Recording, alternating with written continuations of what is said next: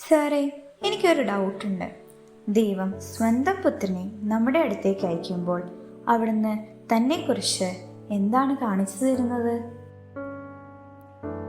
അതല്ലേ യേശു ക്രിസ്തുവിലൂടെ തൻ്റെ കാരുണ്യത്തിൻ്റെയും സ്നേഹത്തിൻ്റെയും അഗാധത നമ്മെ കാണിച്ചു തരുന്നത്.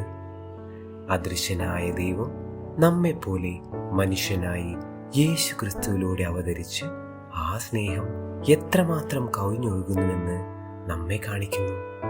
ഇപ്പോ മനസ്സിലായോ? സാറേ, അങ്ങനെയാണെങ്കിൽ യേശുക്രിസ്തുവിന്റെ വരവോടെ എല്ലാം പറഞ്ഞു കഴിഞ്ഞോ? യേശുക്രിസ്തുവിന് ശേഷം വെളിപാട് തുടരണോ? ഭൂമിയിൽ അവതരിച്ച യേശുക്രിസ്തു ദൈവത്തിൻ്റെ അവസാന വാക്കാണ്. ദൈവം ആരാണെന്നും നിത്യരക്ഷ നേടാൻ യേശുക്രിസ്തുവിലൂടെ എക്കാലത്തെയും മനുഷ്യർക്ക് അറിയാൻ കഴിഞ്ഞു. അങ്ങനെ യേശുക്രിസ്തുവിൻ്റെ സുവിശേഷത്തോടെ ദൈവത്തിൻ്റെ വെളിപാട് അങ്ങനെ സമ്പൂർണവും സമാപ്തവുമായി. നമ്മൾ മനുഷ്യർ അത് കൂടുതൽ ഗ്രഹിക്കുവാനായി പരിശുദ്ധാത്മാവെന്ന സഹായകനെ അയച്ച് നമ്മുടെ ജീവിതം സ്വർഗീയ പ്രതീതിയാൽ ദൈവപ്രകാശത്താൽ പൂരിതമാക്കുന്നു. മെക്സിക്കോയിലെ ഗൗദാലുബെ, ഫ്രാൻസിലെ ലൂർദ് മുതലായ മഹാതീർത്ഥാടന കേന്ദ്രങ്ങളുണ്ടായത് അതുമൂലമാണ്.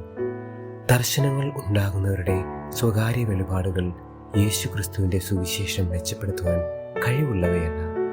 അവയിൽ വിശ്വസിക്കുവാൻ നമുക്കാർക്കും കടമയുമില്ല. പക്ഷേ സുവിശേഷം കൂടുതൽ നന്നായി മനസ്സിലാക്കുന്നതിൽ സഹായിക്കുവാൻ അവയ്ക്ക് കഴിയും.